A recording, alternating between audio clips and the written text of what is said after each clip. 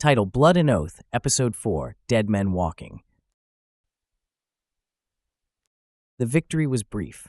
The depot was ours, but it didn't take long for the full weight of our situation to sink in. We weren't just cut off, we were being hunted, and now we were completely deaf to the outside world. The depot smelled of burnt ozone and blood. Spent shell casings littered the ground, and the flickering remains of a fire illuminated the wreckage. I crouched beside a wounded Marine, sealing a burn on his arm while Grayson stood over a makeshift command table, a captured enemy datapad in his hands. His expression was unreadable, but I could sense the tension in the air. This wasn't just bad luck.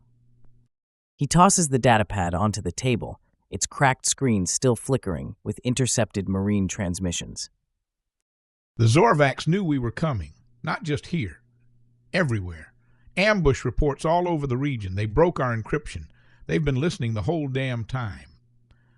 As the squad processes this, a harsh static crackles from a nearby radio. Sergeant Grayson moves quickly to check it, attempting to hail command, nothing but dead air. They're jamming us. No comms, no way to call for help. So we're screwed. No way to call for help. No exfil. We hold this place until we run out of ammo? A ripple of unease ran through the squad. I swallowed hard. My hands trembled as I focused on the Marine I was treating, but my mind was already far away, back home, to Volmara, to my wife and daughter. Would they ever know what happened to me? Would they believe I died with honor, or would my name just become another casualty in this endless war? I had joined the Marines to repay my people's debt, but was this how it all ended? Stranded, waiting to be snuffed out like so many others? I clenched my jaw and forced my thoughts away. I couldn't afford to think like that. Not yet. Not yet. We'll find a way, but we're going to have to get creative. Hours passed in tense silence. Outside the depot walls, the jungle was alive with unseen threats. The enemy was out there, watching, waiting. Every so often, distant movement in the tree line sent shivers down my spine. We weren't alone. Grayson paced the perimeter, speaking in hushed tones with his fire teams, reinforcing defenses, double-checking supplies. I focused on my work, patching up the wounded, rationing medical supplies. The air was thick with the scent of damp earth and sweat, every breath carrying the weight of uncertainty. We were surrounded, cut off, no reinforcements coming. A phrase echoed in my mind, dead men walking. The enemy didn't need to attack. They knew we were running out of time, out of food, out of hope. They were patient. We were already corpses to them, just waiting to drop. Sergeant, if they know where we are, why aren't they attacking? Grayson exhaled, scanning the jungle. His voice was low, measured. Because they don't have to. We've got nowhere to go, no way to call for backup. They know we'll make the first mistake. A desperate idea. The squad gathered around in what used to be the depot's command center, now nothing more than a wreck of shattered consoles and flickering alien displays. Grayson leaned over the map, silent, thinking. Then, finally, he spoke. We can't use comms, they are jamming us. But there's one thing we can still use. Light. He turned to Corporal Dawson, who had been scouring through the depot's inventory. You said they had industrial plasma cutters, right? One strong enough to slice through hull plating? Dawson nodded, catching on quickly. Yeah, big ones. Why?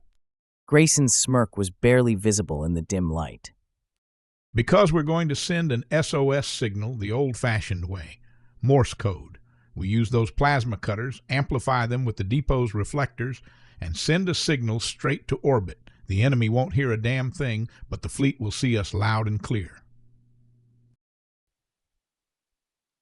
The squad worked fast, setting up the plasma cutters and aligning reflective plating to amplify the light.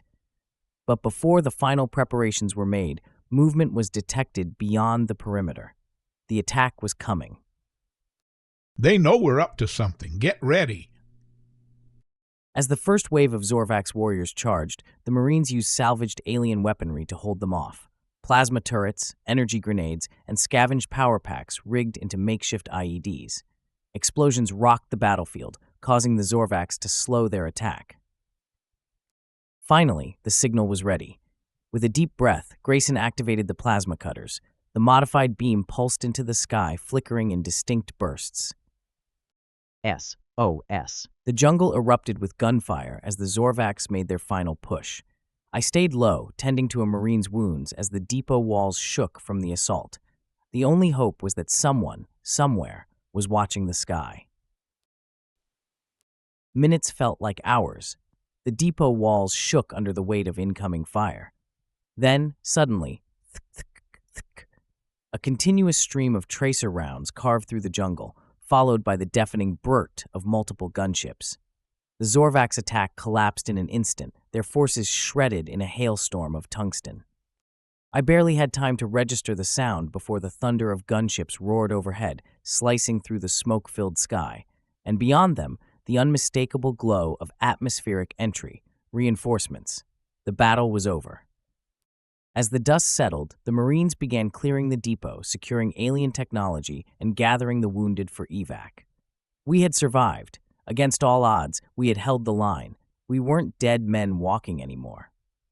Grinning through the chaos, Told you we'd find a way. I exhaled, letting exhaustion finally take hold. The war wasn't over, but for the first time I knew, we had a fighting chance. Thank you for watching Episode 4, Dead Men Walking. Click like and follow or subscribe to get more videos like this. Be sure to check out the next videos in this 8-part series.